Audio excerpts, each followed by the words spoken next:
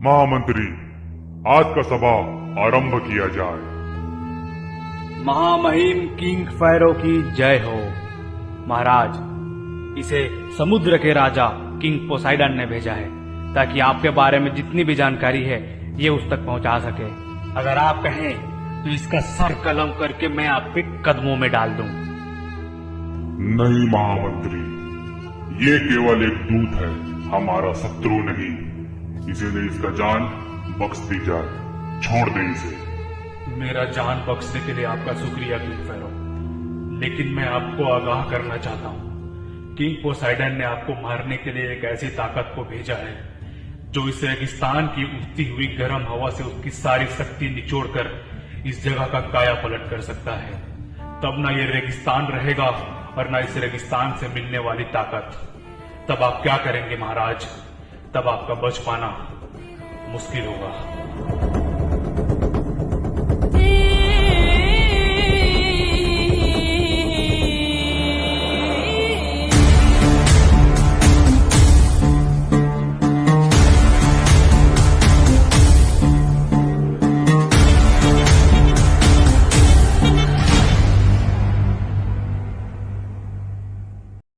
King फेरो को Sylvanus की ताकत के बारे में अंदाजा था। वो जानते थे सिल्वेनस इस बीहड़ से रेगिस्तान का काया पलट करके इसे घने जंगल में तब्दील कर सकता है। किंग फेरो को ताकत इसी रेगिस्तान से मिलती थी।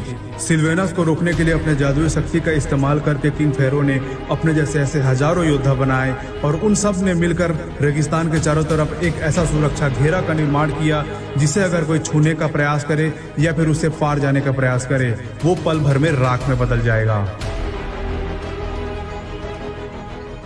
तब किंग फेरो ने अपने एक ऐसे योद्धा को याद किया जिसे खुद किंग फेरो ने श्राप के जंजीरों से मुक्त कराया था। एक ऐसा योद्धा जो सिंहासन पर बैठा काले बादलों के नीचे, दर्द और कराहों का वो सुनता हर एक गीत, पापों की गूंज सुनता आत्माओं की पुकार, नर्क के राजा का है अद्भुत व्यापार। नजरे झुकाकर सलाम करो, नर्क के सम्राट the king of hell blood raven पधार रहे हैं।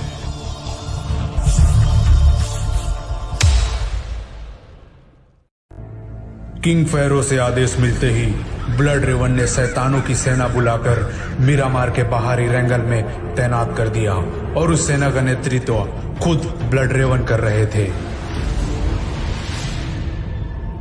किंग फेरो को आने वाले खतरों का पहले से ही अंदेशा था, इसलिए मीरामार के गुप्त स्थलों पर अद्भुत पिरामिड का निर्माण करवा रहे थे। इस पिरामिड के माध्यम से ओराइन बेल्ट से नेब्यूला की ऊर्जा सोखकर फेरो पूरे ब्रह्मांड का सबसे शक्तिशाली योद्धा बनना चाहते थे। लेकिन किंग फेरो अपने भाई के मौत से बिल्कुल टूट चुके थे, इसीलिए उन्होंने एक ऐसा फैसला लिया जो शायद पूरे ब्रह्मांड से उसका संतुलन बिगाड़ सकता था। किंग फेरो ने नेब्यूला की ऊर्जा को केंद्रित कर अपने भाई के शरीर पर छोड़ दिया।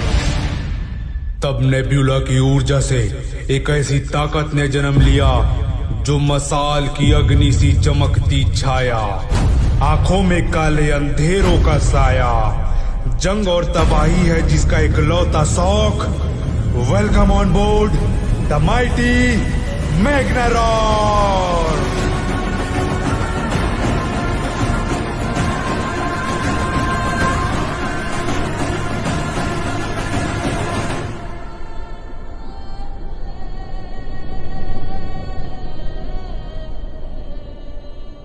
धीरे धीरे मीरामार की तपिश इरेंगल में पहुंच रही थी। सब इतना शांत था कि हवा भी गूंज रही थी। ऐसा लग रहा था मानो ये धरती खुद इस होने वाले जंग से भयभीत है।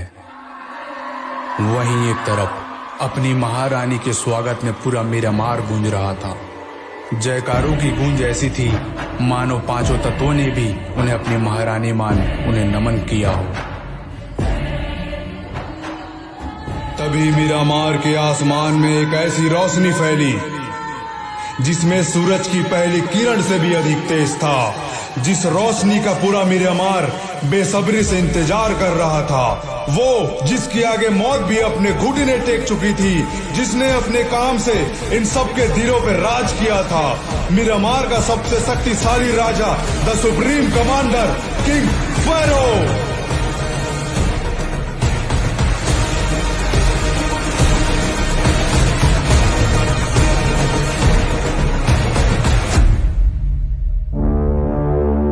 वहीं दूसरी ओर इस ढिगुल की आवाज मछलियों के कानों से तेज उस राजा के पास भी पहुंच गई थी, जो उत्तेजित तो नहीं था लेकिन ललकारने पर किसी से भी टकरा सकता था, जिसके एक आदेश से समुद्र अपनी लहरें बदल दे।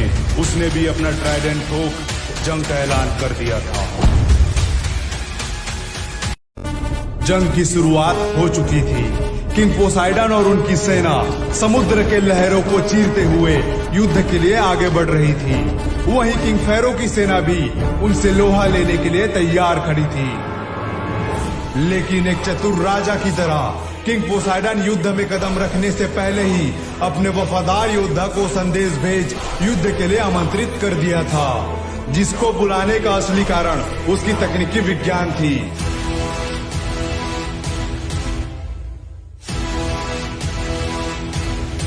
इस युद्ध में शामिल होने एक ऐसा योद्धा आ रहा था जिसका जन्म ही अंतरिक्ष के ऊंचाइयों में हुआ हो। रणनीति और विज्ञान का उसके पास है अनोखा ज्ञान। उसकी हर चाल में बसी है जीत की एक नई पहचान।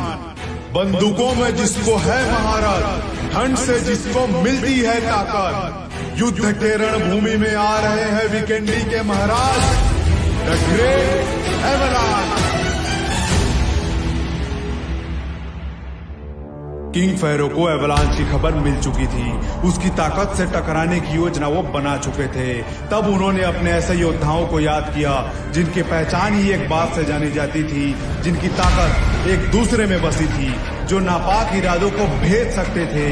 अंतरिक्ष के undefeated warrior, the twin assassin. आज का दिन इतिहास का एक नए दौर की शुरुआत है। ये जंग सिर्फ एक लड़ाई नहीं, ये ऐसा जंग है जो आने वाले भविष्य को लाल खून से सना इतिहास देने वाली है। ये जंग केवल दो राजाओं के बीच नहीं, ये जंग जमीन और समुद्र के बीच है, विजय और हार के बीच है। जहां एक तरफ किंग फेरो अपनी सेना का आत्मबल बढ़ा रहे हैं, वहीं दूसरी ओर किंग एवलांच समुद्र की गहराइयों से पोसाइडन की विशाल सेना के साथ जंग के लिए तैयार खड़े हैं। सिल्वेनस, जिसके भीतर प्रकृति की असीम शक्ति समाई हुई है, वो भी उसके इंतजार में खड़ा था, जिसके आते ही आसमान अपना रंग बदल दे। ऐसे महाशक्ति आपस में टकराने वाले थे। एक तरफ जो जीवन देता है तो वही दूसरी तरफ मृत्यु। दिन की पहली किरण ने आकाश को लाल कर दिया था और युद्ध की घड़ी आ गई थी। एक तरफ समुद्र के राजा किंग पोसाइडन की सेना थी, वहीं दूसरी ओर रेगिस्तान के बादशाह किंग फेरो की सेना, जिनके हर कदम पर इतिहास की गूंज थी। वहीं सूर्य उदय होते ही जंग का बिगुल फूंक दिया गया। फिर वह एक पल आया जहां लम्हा सन्नाटा था, जहां रक्त की नदियां बह रही थी और जीवन के आगे केवल मृत्यु थी। यह युद्ध नहीं, एक आह थी सृष्टि की। यह संघर्ष न था केवल राजा और प्रजा का, यह था सभी अस्तित्वों की अंतिम पुकार।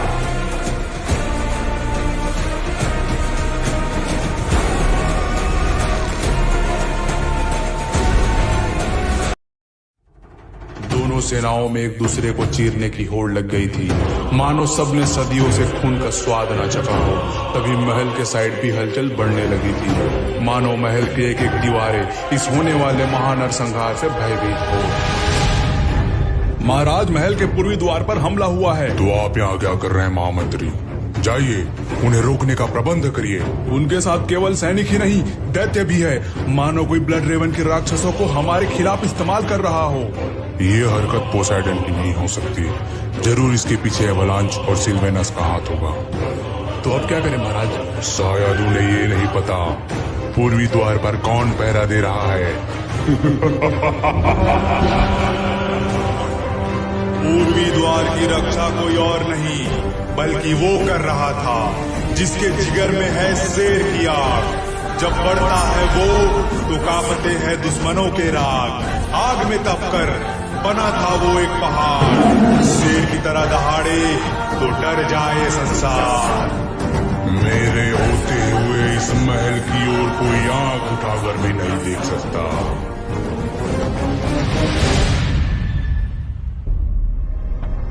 हमें तुमसे बेहतर उम्मीद थी, तुमने मुझे निराश किया।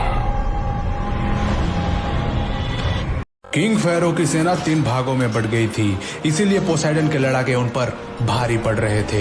तब इस युद्ध का कमान संभालने के लिए ट्विन असैसिन मैदान में उतरने वाले थे। मेरे क्रोध के आग में झुलसने के लिए तैयार हो जाओ, क्योंकि मैं हूँ इन्फर्नो वेव। एवेलांच ने ऐसा मंजर पहले कभी नहीं देखा था। आग की लपटें उसकी सेना और उसका अभिमान दोनों राख कर रही थी। इन्फर्नो वेव अपना कहर बरसा रहा था, जिसे देख एवेलांच को उसकी ताकत का अंदाजा हो गया था। तब उसने अपने तुरुप के इक्के को जंग के मैदान में उतारा। आफ्टरमॉथ की महारानी क्वीन इग्नारा, जिसके पास ऐसा दैत्य था जो इन्फर्नो वेव को भी जलाकर उसका भाप बना दे।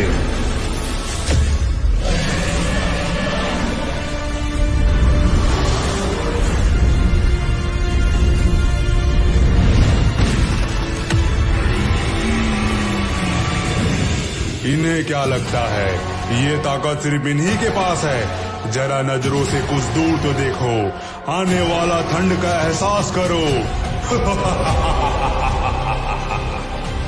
और इस तरह जमीन पर छिड़ी ये जंग आसमान की ऊंचाइयां नाप चुकी थी।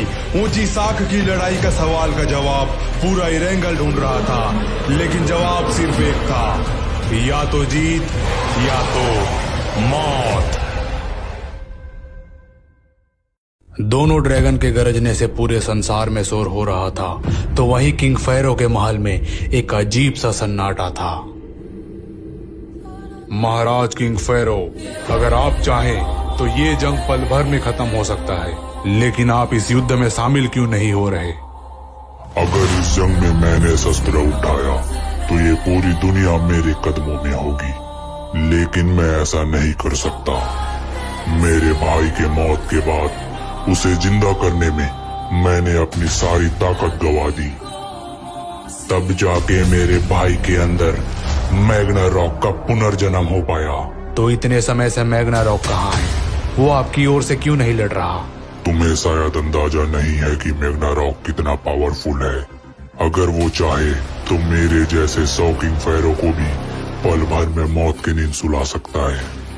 अगर गलती से भी मैग्नारॉक युद्ध के मैदान में बेकाबू हुआ तो ये ब्रह्मांड उसकी ऊर्जा को झेल नहीं पाएगा। मैग्नारॉक अभी तैयार हो रहा है, अपने ताकत को संभालने के योग्य बन रहा है। जल्द ही वो भी अपने भाई की ओर से रणभूमि में उतरने वाला है।